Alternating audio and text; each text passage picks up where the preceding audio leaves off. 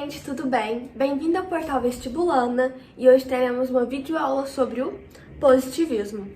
Antes de começarmos, não se esqueça de deixar o seu like, inscrever no nosso canal, assinar o sininho de notificações e compartilhar com seus amigos.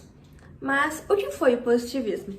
O positivismo foi uma corrente socióloga surgida ali no século XIX que pregava a aplicação de métodos científicos, se baseando sempre na experimentação, para se obter um conhecimento verdadeiro sobre a nossa sociedade.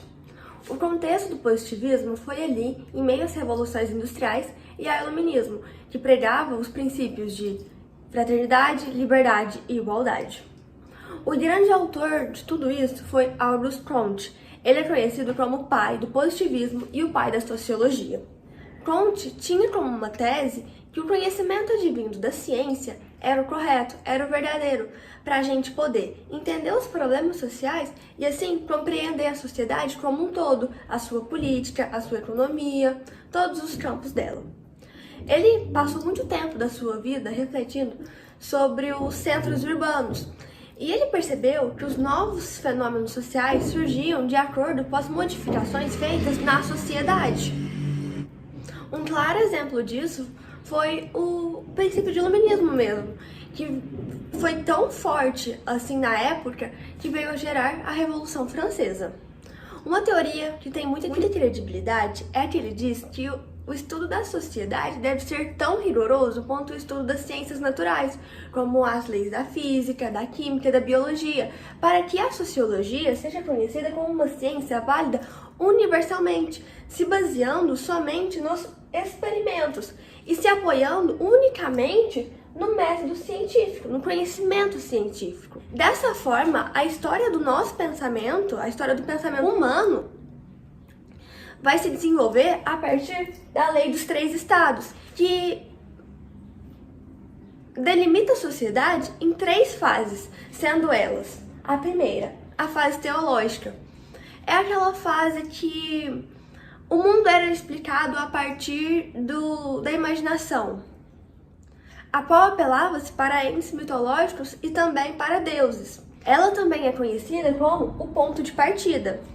A segunda fase é a fase metafísica, a qual o mundo era explicado a partir da razão, a qual utilizava-se elementos naturais e reais. Ela ficou muito explícita logo ali no Renascimento. Ela também é conhecida como a fase de transição. Já a terceira fase é a fase positiva, a qual o mundo é explicado a partir dos experimentos próprios do conhecimento. Ela também é conhecida como maturidade racional. Gente, voltando aqui para a segunda e última parte dessa aula, vamos falar um pouquinho sobre o propósito e as motivações de Comte com todo o seu estudo. Comte dizia que nós, enquanto sociedade, deveríamos alcançar uma ordem e a partir dessa ordem se obter o progresso. Esse, inclusive, é o lema da nossa bandeira. E essa ordem e progresso a gente só se obteria por meio da ciência.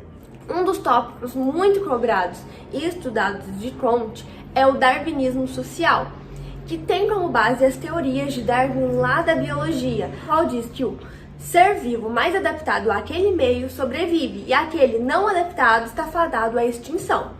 E trazendo isso para a nossa sociedade, é visto que aquelas mais bem estruturadas conseguem se manter e elas têm a tarefa de garantir as civilizações em sociedades mais rudimentares.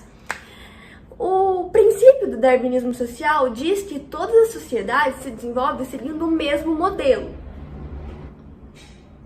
O darwinismo social, além de refletir um otimismo da industrialização pelo desenvolvimento material, também serviu como uma justificativa para a exploração capitalista europeia, principalmente em áreas como a Ásia e a África. Comte dividiu a sociedade em 2 elementos vitais, sendo eles o dinâmico e o estático. O dinâmico contém os elementos principais, como a industrialização e a urbanização, e o estático contém aqueles elementos complementares, como a família, a religião, a propriedade e a linguagem. Só que juntos eles se complementam, formando assim um grau de coesão. E essa coesão garante o bom funcionamento de toda a sociedade e pode vir a se desenvolver, indo para graus mais completos da existência.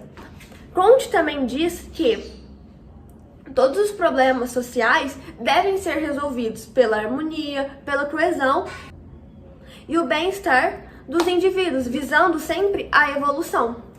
Bom, essa foi a aula de hoje. Se você entendeu, não se esqueça de deixar o seu comentário e o seu like, compartilhar com seus amigos e, se não for inscrito, se inscrever e ativar o sininho de notificações. Lembrando que aqui na descrição deixamos o link para o nosso Instagram, o nosso site e o link do resumo disponibilizado no Drive.